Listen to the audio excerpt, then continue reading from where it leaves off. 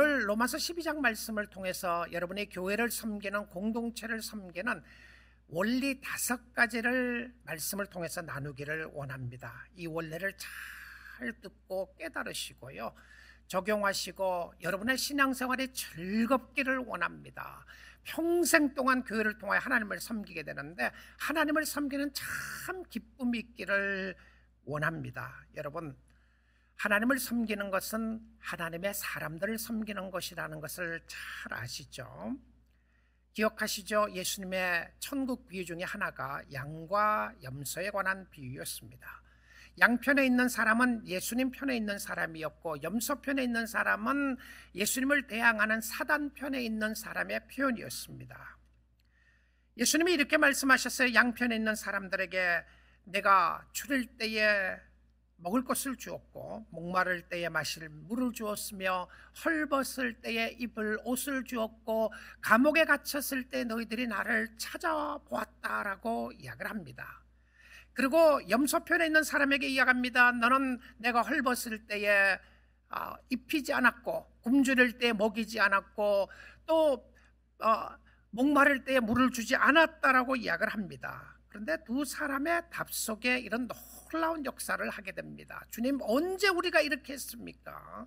한 사람은 언제 우리가 안 했습니까? 이렇게 이야기할 때에 예수님의 대답이 무엇이었습니까? 이 소자에게 한 것이 곧 나에게 한 것이다. 이 소자에게 하지 않는 것이 나에게 하지 않는 것이라고 이야기했습니다. 소자가 누구였습니까? 소자는 힘이 없는 사람이었습니다. 세상에 힘이 없는 사람이었고 소외된 사람이고 내가 도와주지 않으면 안 되는 그런 사람이 소자였던 것을 보게 됩니다. 그래서 하나님을 잘 섬긴다고 하는 것은요, 내가 하나님을 기쁘시게 하고 하나님을 잘 섬긴다고 하는 것은 공동체를 통하여 주님을 잘 섬겨야 됨을 이야기를 합니다. 자, 공동체를 섬기는 5가지 원리 중에서 첫 번째 원리는 예수님과의 관계를 확인하는 겁니다. 예수님과 관계를 확인하라. 여러분, 교회 친구들 만나는 거 참 중요하죠. 여러분, 마음 통하는 사람 보는 것 중요하고, 예배 드리는 것 중요하고, 찬양하는 것 중요하고 다 좋습니다. 그런데 너무나도 쉽고 너무나도 근본적인 것을 놓치면 다 놓칩니다. 그것은 무엇이었냐면 교회를 통하여 생명의 원리를 확인하는 겁니다. 죽어 있으면 아무 쓸모 없죠. 살아 있어야 하는데 살아서 활동하고 섬기는 원래는 생명체에 관한 것입니다. 생명은 자신이 예수 안에 있어야 하고 예수의 몸에 붙어 있어야 한다는 사실입니다. 성도들의 관계는 예수님과의 관계를 중심으로 해서 이루어지게 됩니다. 예수가 먼저이고요, 여러분이 예수님께 붙어 있지 않으면 공동체를 이루어 나갈 수가 없습니다. 왜냐하면 예수 그리스도가 교회의 머리가 되시는 것뿐만이 아니라 예수님이 교회의 몸이시기 때문에 그렇습니다. 여러분, 교회 다니는 모든 사람들이 공동체를 말하면 나는 뉴라이프 성격교회에 소속된 백성이다, 성도이다라고 말할 수 있을 거예요. 그런데 그것보다 먼저 확인해야 되는 것은 나는 예수 안에 붙어 있는 사람인가 확인해 보십시오. 나는 예수 안에 있는가? 자, 그럼 오늘 말씀 보겠습니다. 12장 4절 5절입니다. 우리가 한 몸에 많은 지체를 가졌으나 한 몸은 예수 그리스도입니다. 그 몸 안에 여러 가지 지체들이, 펑션들이 있어요. 모든 지체가 같은 기능을 가진 것은 아닙니다. 5절입니다. 이와 같이 우리 많은 사람이 그리스도 안에서 한 몸이 되어 서로 지체가 되었느니라. 여러분, 예수 떠나면 다 떠난 겁니다. 목사에게 붙어 있는 것도 아니고 뉴라이프 성교교회에 붙어 있는 것 아닙니다. 예수의 몸에 붙어 있어야 합니다. 여러분이 출석하시고 다니는 교회에 귀하고 놀라운 모습이 있습니다. 그럼에도 불구하고 여러분이 먼저 확인해야 될 것은 예수님 안에 있는지 아닌지를 확인해야 합니다.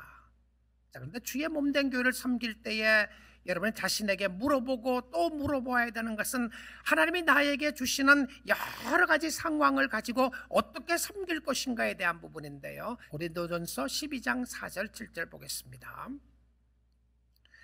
은사는 여러 가지나 성령은 같고 같고 직분은 여러 가지나 주는 같으며 소사역은 여러 가지나 모든 것을 모든 사람 가운데 이루시는 하나님은 같으니 각 사람에게 성령으로 나타내심은 유익하게 하려 하심이라 라고 말씀을 하고 있습니다. 자, 이것은 무엇을 이야기하고 있습니까? 우리의 삶 가운데 하나님을 섬기고 주님을 섬기면서 우리에게 몸의 기능을 확인하고 난 이후에 우리가 확인되어야 될 부분이 무엇이었냐면 내가 어디에 붙어 있는가를 확인하는 것입니다. 내가 어디에 붙어 있게 되는가. 자, 내가 그리스도 안에 붙어 있는다고 이야기했을 때 그리스도 안에 어떤 지체적인 역할을 하고 있는가를 우리가 보는 것입니다. 그래서 우리의 삶 속에 잘 활용되어야 될 것은 하나님이 우리에게 주신 자원입니다. 하나님이 나에게 무엇을 주셨는가, 무엇을 나에게 선물로 주셨고 무엇을 은사로 주셨으며 하나님은 나를 어떤 방법으로 어떻게 주님을 섬기라고 하셨는지를 확인해 보는 말씀입니다. 그래서 로마서 12장 6절에서 8절 한번 보도록 하겠습니다. 우리에게 주신 은혜대로 받은 은사가 각각 다르니 혹 예언이면 믿음의 분수대로, 혹 섬기는 일이면 섬기는 일로, 혹 가르치는 자면 가르치는 일로, 혹 위로하는 자는 위로하는 일로, 구제하는 자는 성실함으로, 다스리는 자는 부지런함으로, 긍휼을 베푸는 자는 즐거움으로 할 것이니라. 자, 우리가 어떻게 하나님을 섬겨야 될 것을 이야기를 해주고 있으면서 우리에게 각각 다양하고 다른 은사를 주시고 직분을 주시고 다른 기능을 허락해 주셨음을 보게 됩니다. 이 모든 일을 함에 있어서는 우리가 공동체의 유익을 위하여 주셨습니다. 하나님이 여러분에게 주신 모든 자원들 있죠. 하나님이 여러분에게 주신 은사나 달란트나 모든 자원들은 결과적으로 공동체 유익을 위하여 주셨다는 거예요. 세 번째로 우리가 확인하는 것은 섬김은 행동으로 섬기는 겁니다. 말로만이 아니라 행동으로 섬기는 것인데 행동으로 섬김에 있어서 우리에게 요구되는 것은 부지런함입니다. 부지런하고 열심히 섬기는데요.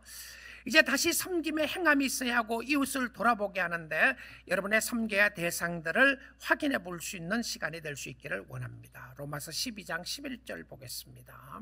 부지런하여 게으르지 말고 열심을 품고 주를 섬기라. 자, 여러분 초점을 놓치시면 안 돼요. 그 초점은 주님을 섬기는 겁니다. 근데 주님을 섬기는 것은 어떻게 섬기느냐 하면 공동체를 통해서 사람들을 섬김으로 주님을 섬기는 것이라고 되어 있습니다. 근데 주님을 섬김에 있어서 부지런하여 게으르지 말고 열심을 품고 주를 섬기는 것인데 부지런함과 열심을 방해하는 것이 무엇이었냐면 게으른 것입니다. 여러분 이런 생각을 한번 해보세요. 게으릅니다. 자, 이 말씀 가운데서 우리가 보기를 원하는 것은 영적 게으름인데요. 영적 게으름을 확인하면 우리가 게으르다고 이야기하면 아무것도 하지 않는 것으로 생각하기가 쉽습니다. 그래서 사람들은 열심히 살았다는 것을 또 강조합니다. 나는 열심히 살았다. 여러분 그런데 게으름은요 아무것도 하지 않는 것이 아니라 영적 게으름은 해야 할 일을 하지 않는 것입니다. 자, 우리 게으른 모습을 잠언서를 통해서 정리를 한번 찾아보도록 하겠습니다. 잠언 26장 13절입니다. 게으른 자는 길에 사자가 있다, 거리에 사자가 있다 하느니라. 게으른 자는 누구입니까? 게으른 자는 두려움에 쌓여 있는 사람입니다.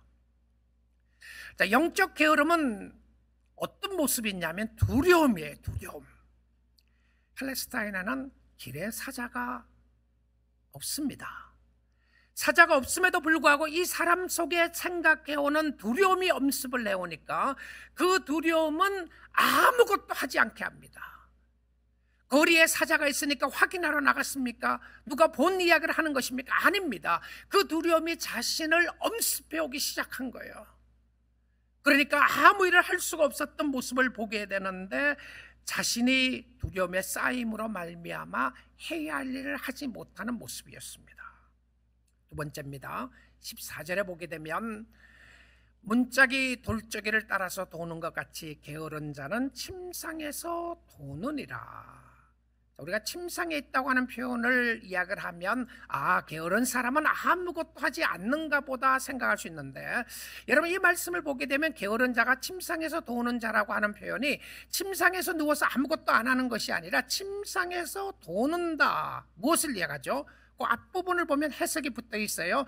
문짝이 돌적이를 따라서 도는 것 같이, 문이 힌지에 의해서 문이 힌지가 박힌 대로 들어갔다가 닫히고 열리고 하는 거는 문은 그 자리에 계속 있습니다. 자, 이 표현을 생각해 보면 어떤 모습이 있냐면 맴도는 삶을 이야기합니다. 다람쥐 쳇바퀴를 돌듯이 삶이 맴도는 거예요. 20년 전의 삶이나 오늘의 삶이 다 똑같습니다. 20년 전의 신앙의 모습이나 지금의 신앙의 모습은 아무 차이가 없는 거예요. 교회 왔다 갔다 했습니다. 20년 동안 왔다 갔다 했어요. 여러분이 하고 있는 거 계속 했어요. 그런데 진전이 없고 발전이 없었던 모습이었습니다. 이것을 무엇이라고요? 영적 게으름이라고 이야기를 하고 있습니다. 자, 세 번째 15절을 보게 되면 계속해서 게으름에 대해서 이렇게 이야기합니다. 게으른 자는 그 손을 그릇에 넣고도 입으로 올리기를 괴로워하느니라. 무슨 말씀이죠? 게으른 자는 누구입니까? 대가를 지불하려고 하지 않는 사람입니다. 힘든 일을 하지 않으려고 하는 사람들입니다. 힘든 일들은 나중으로 계속 미루는 사람인데 그것이 자신에게 꼭 필요한 일임에도 불구하고 말입니다. 게으른 자는 그 손을 그릇에 넣고도 자기에게 필요한 거예요. 음식을 반드시 먹어야 하는데 입으로 올리는 것이 괴롭습니다. 무엇을 이야기를 하고 있습니까? 영적인 일에 있어서 여러분이 이렇게 생각한다고 한번 살펴보십시오. 정말 신앙생활 하는 거 중요한 거 다 알죠. 기도하는 거 중요한 거 다 압니다. 성경 읽어야 되는 거 중요한 거 다 압니다. 전도해야 되는 거 중요한 거 다 압니다. 그런데 안 하는 거죠. 왜 안 하죠? 대가를 지불하기를 원하지 않는 것이죠. 시간을 들이지 않고 정성을 들이지 않고 훈련을 하지 않는 모습입니다. 이것이 영적 게으름의 모습이었어요. 그리고 16절을 보게 되면 영적 게으름의 모습을 이렇게 이야기합니다. 게으른 자는 사리에 맞게 대답하는 사람, 사리에 맞게 대답한다는 표현이 지혜롭게 대답하는 사람입니다. 지혜롭게 대답하는 사람 7사람보다, 7사람이면 완전수의 모습인데 다 지혜로워요. 한 사람의 지혜가 아니고 7사람의 지혜를 모아서 이것이 옳다고 이야기하는데 그 7사람의 모든 완벽한 지혜보다 자기를 지혜롭게 여기느니라. 놀라운 해석이지 않습니까? 게으른 자는 누구입니까? 게으른 자는 교만한 사람이었습니다. 게으른 자는 잘못된 자기 사랑에 빠져 있는 사람입니다. 자기를 너무 사랑하는 거죠. 자기 자신을 사랑하기를 자신의 판단과 자신의 결정과 자신의 생각이 누구보다도 옳다고 생각하는 사람이 성경에는 뭐라고 되어 있습니까? 그 사람이 게으른 사람이다라고 이야기를 하고 있다는 사실입니다. 게으른 사람에게는 변명과 핑계가 많이 있습니다. 변명의 뿌리는 자기 자신을 늘 정당화하게 합니다. 우리 사랑하는 성도 여러분, 열심을 품고 주를 섬기세요. 이것이 무엇인가를 한번 확인해 보는데요, 이것은 영적인 일을 하지 않음에 핑계를 멈추고 지금 시간을 내어서 하나님 앞에 나아가라는 이야기입니다. 나의 열정과 열심이 주를 위한 것인지 무엇을 위한 것인지 누구를 위한 것인지를 확인해야 하는데, 디모데전서 5장 13절에 와서 말씀을 보도록 하겠습니다. 또 그들은 게으름을 익혀. 자, 게으름은 반복해서 하는 모습인 것을 이야기합니다. 게으름을 익힌다. 그런데 게으름을 익혀서 무엇을 합니까? 집집마다 돌아다니고, 게으른 사람이 얼마나 바쁜 사람인지 모릅니다. 이 집 갔다 저 집 갔다, 이 사람 만나야 되니까 바쁘고 저 사람 만나야 되니까 바쁘고, 자꾸 바쁜 일을 많이 해요. 집집마다 돌아다니고 게으를 뿐 아니라 집집마다 돌아다니는데 왜 게을러요? 그렇잖아요. 바쁘잖아요. 자, 여러분의 삶 속에도 돌아보시면서 하나님이 게으르다고 이야기할 때에 여러분 혹시 이렇게 생각할지 모르겠어요. 나는 게으르지 않고 나는 열심히 뭔가를 하고 있습니다. 근데 다니면서 게으를 뿐 아니라 쓸데없는 말을 하며 무엇을 하느라고 바쁩니까? 가십하느라고 바쁩니다. 자꾸 다른 사람들의 말을 하는데 험담하는 일로 바빠요. 쓸데없는 말을 하며 일을 만들며, 여기서 일을 만든다고 하는 것은 트러블 메이커를 이야기합니다. 게으른 사람이 누구입니까? 일을 만드는 사람이에요. 가는 데마다 그 사람 뒤에 보면 일이 자꾸 터져요. 문제가 자꾸 생깁니다. 근데 놀랍게도 이 사람의 모습을 그는 열심으로 뭔가를 하는데 게으르다고 성경이 이야기했어요. 그 다음에 뭐라고 되어 있습니까? 마땅히 아니할 말을 하나니. 여러분 놀랍게도 게으름은 무엇과 연결을 시킵니까? 언어와 연결을 시키는데요. 이 언어와 연결을 시키면서 두 번이나 언어에 대한 이야기를 해요. 쓸데없는 말을 하고 아니할 말을 한다. 자, 영적 게으름은 언어와 밀접한 관계가 있습니다. 내가 영적으로 지혜롭게 살고 열심히 사느냐, 내가 영적으로 게으르게 사느냐, 둘 다 언어와 관계가 있는데요. 영적으로 지혜롭게 사는 사람은 다른 사람을 위로하고 격려하는 사람이었고, 영적으로 게으르게 사는 사람은 다른 사람의 말을 험담하고 깎아내리고 비난하고 정죄하고 하는 모습으로 보여주고 있다는 사실입니다. 열심을 품고 주를 섬기는 것은 단순히 일만 하는 것이 아닙니다. 열심으로 무엇을 해야 하죠? 디모데전서 4장 15절 보겠습니다. 이 모든 일에 전심전력하여 열정을 다해서 너의 성숙함을 모든 사람에게 나타나게 하라. 우리가 열심을 품고 주를 섬긴다고 했을 때 실질적인 어떤 봉사나 일만을 생각할 수 있어요. 내가 오늘 땀을 흘리면서 일을 했습니다.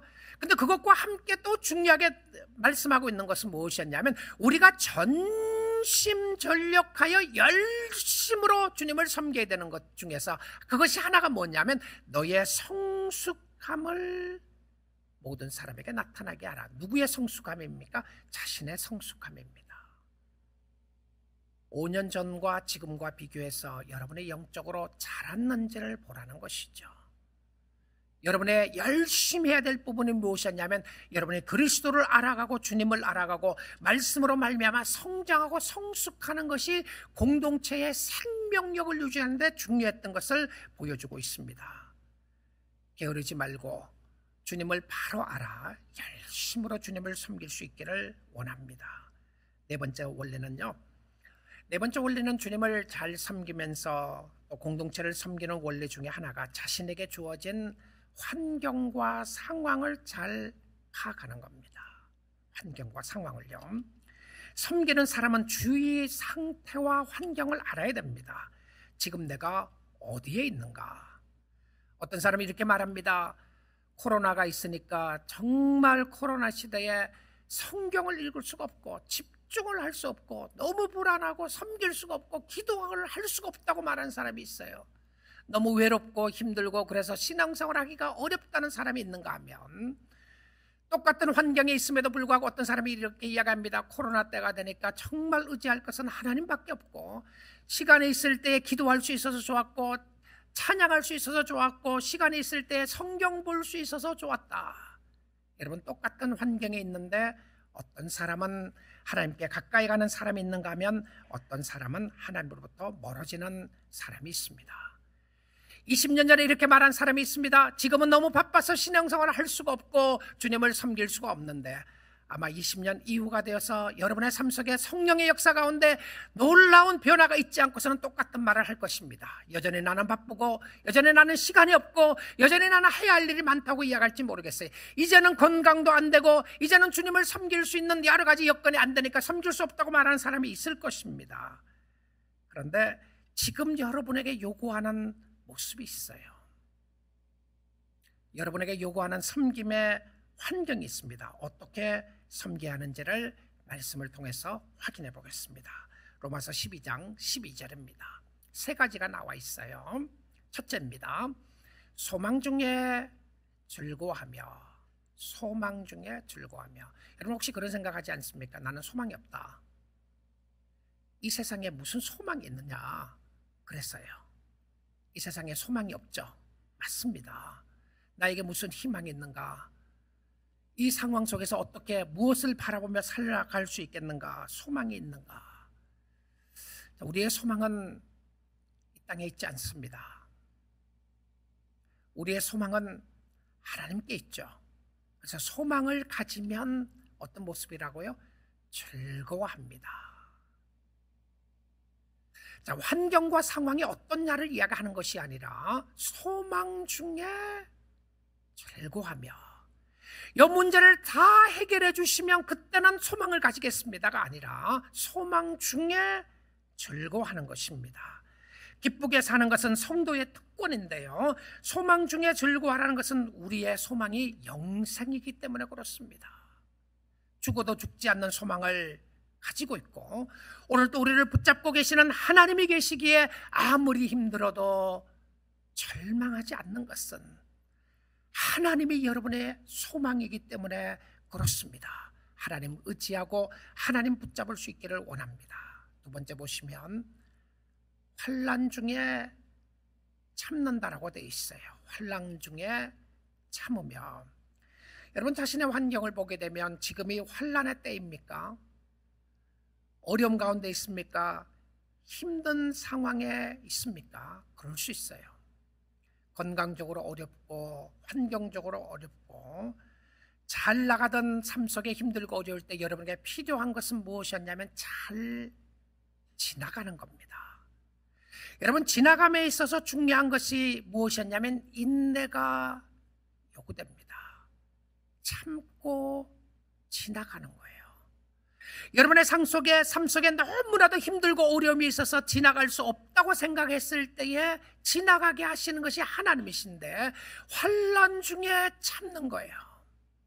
잘 되면 참는 것이 아니고, 아니 참을 필요가 없겠죠. 그럴 때에 우리에게 필요한 것은 잘 지나갈 수 있도록 하나님 앞에 나가는 것이죠. 자, 그 다음에 세 번째 보시면 어떤 모습이죠? 기도에 항상 힘쓰며. 여러분 기도는 자연스럽게 되지 않습니다. 기도는 일입니다. 기도는 일이에요. 기도는 힘써야 한다는 것이죠. 만약에 여러분의 삶 속에 기도가 자연스럽고 저절로 나올 때는 종교적인 의식 때문에 그렇습니다. 사람이 위급해지면 신을 찾잖아요. 예수 믿는 사람이 아니더라도 신을 찾습니다. 그것이 예수든 부처든 누구든지 신을 찾고자 하는 마음이 사람들의 마음속에 있어요. 내가 위급하고 힘들 때 기도가 나온다, 하나님을 찾는다, 좋은 겁니다. 꼭 나쁜 거라고 말할 수는 없어요. 그런데요, 위급한 상황일 때 하나님만을 찾게 되면 위급하지 않을 때는 기도하지 않는 거죠. 기도가 얼마나 자연스럽지 않느냐 하면 힘써야 하는데, 힘쓴다고 하는 표현 속에는 이것은 기도는 레이벌입니다. 일이에요. 여러분 왜 기도를 중단하시죠? 기도가 잘 안 되죠. 왜 기도를 해야 되는 걸 알매도 불구하고 잘 안 됩니까? 왜 그러냐면 기도는 항상 힘써야 되는 것임을 이야기해 주고 있어요. 항상 힘써라. 자, 그리고 전 두 가지 더 이야기를 하고 있는데 13절을 보겠습니다. 성도들의 쓸 것을 공급하며. 자, 여기서 나이에 대한 차이가 없죠? 그렇죠? 12절 13절에 보게 되면 나이가 몇 살이냐, 혹은 여러분의 직업이 무엇을 가지고 있느냐, 여러분이 은퇴를 했느냐, 일을 하느냐, 남자냐 여자냐, 돈이 있느냐 없느냐, 시간이 있느냐 없느냐를 말하지 않아요. 시간이 있고 돈이 있는 사람들은 성도에 쓸 것을 공급해라, 이렇게 말할 거가 있지 않습니다. 모든 성도들에게 공동체에게 이야기를 하는 거죠. 여러분 쓰지 않고 베풀지 않는 사람 속에는 늘 그 생각이 있습니다. 나는 없다고 생각하는 생각 말입니다. 여러분 나는 없다고 생각하는 그 생각이 늘 마음속에 있게 되면 그 사람은 베풀 여유가 없는 것이죠. 왜 그러냐면 없기 때문에요. 근데 보시면 성도에 쓸 것을 공급하라, 누구에게 하는 소리입니까? 성도들에게 공동체에게 하는 것인데 성도들을 돌아보라고 이야기하고 있습니다. 지금이야말로 여러분의 이웃의 성도들을 돌아보십시오. 교인들을 돌아보세요. 구역 식구들을 돌아보세요. 우리 구역 가운데 힘들고 어려운 사람은 없는지, 내가 도와야 될 사람이 누구인지를 보는데 구역 식구들을 돌보고 여러 사람들을 돌보는 것이 주님이 기뻐하는 일이었습니다. 그리고는 손 대접하기를 힘쓰라. 여기서 손 대접한다고 하는 표현은 나그네를 대접하는 것을 이야기합니다. 그냥 일반 손님을 이야기하는 것이 아니라 나그네를 대접하는 일을 위해서 힘쓰라. 다른 사람의 섬김에 힘쓸 것을 이야기하면서 가르쳐 주시는 지혜의 말씀이었습니다. 자, 마지막 5번째 섬김의 원리를 말씀드리겠습니다. 마지막 5번째 섬김의 원리 중에 알아야 될 것은 섬김의 기초를 아는 겁니다. 그 기초는 바로 모든 섬김의 기초는 사랑입니다. 로마서 12장 9절에서 10절 볼게요. 사랑에는 거짓이 없나니 악을 미워하고 선에 속하라. 사랑에는 거짓이 없으니 악을 미워하고 선에 속하라. 10절입니다. 형제를 사랑하여 서로 우애하고 존경하기를 서로 먼저 하며. 자, 사랑하고 존경하기를 서로 먼저 하라. 쌍방에서의 사랑을 확인하게 하는데 성도들의 사랑의 신비입니다. 이거는 원수를 이야기하는 것이 아니라 교회 공동체의 사랑의 원리를 이야기하는데, 사랑은 어떻다고요? 서로 먼저 하는 것입니다. 교회에 사랑이 없다고 말하기 이전에 여러분은 교회의 사랑을 먼저 하고 존중하고 존경하고 있으시나요? 사랑의 원리를 이야기했습니다. 우리 사랑하는 성도 여러분, 여러분이 믿음의 공동체를 잘 섬길 수 있기를 원합니다. 그 말은 믿음의 공동체가 완전하다는 의미가 아닙니다. 하나님이 이 공동체를 주시고 하나님을 섬기게 하시고 하나님의 은혜 가운데 여러분을 부르시고 인도하시고 축복하셨는데, 먼저는 여러분의 예수 그리스도 안에 붙어 있어야 합니다. 예수를 떠나서는 아무것도 할 수가 없습니다. 두 번째는 여러분에게 주어진 은사를 잘 활용할 수 있기를 원합니다. 하나님이 여러분에게 자원을 주시고 하나님이 여러분에게 여러 가지 필요한 요소들을 허락하셨는데 주님을 섬길 수 있기를 원합니다. 셋째는 게으르지 말고 열심으로 주를 섬기기를 원합니다. 게으르다고 하는 표현 속에 나타나는 모습이 자기 사랑이었습니다. 자기만을 사랑하고 자기만을 생각하는 사람이 영적으로 게으른 사람이었고, 열심히 주를 섬기는 사람은 다른 사람을 섬기는 것뿐만 아니라 자신의 경건함을 가지고 주님 앞에 나가는 사람이었습니다. 넷째는 여러분의 주어진 상황과 환경을 잘 파악하십시오. 나는 섬길 수 없고 나는 할 수 없다고 하는 그 핑계에서 이제는 멈추시고, 오늘 여러분이 생명 있는 동안 무엇을 가지고 어떻게 섬겨야 할지를 지혜롭게 환경을 파악해 볼 수 있기를 원합니다. 5번째, 모든 사랑의 섬김의 기초는 사랑이었습니다. 사랑을 가지고 하나님을 섬기시고 하나님의 사랑을 확인함으로 말미암아 공동체를 섬기는 기쁨과 즐거움으로 여러분의 남은 여생 동안, 여러분의 남은 일생 동안 주의 몸된 교회를 섬김으로 말미암아 주님이 영광 받으시고 여러분의 삶 속에 즐거움과 기쁨으로 채워지는 축복이 있기를 주님의 이름으로 축원드립니다.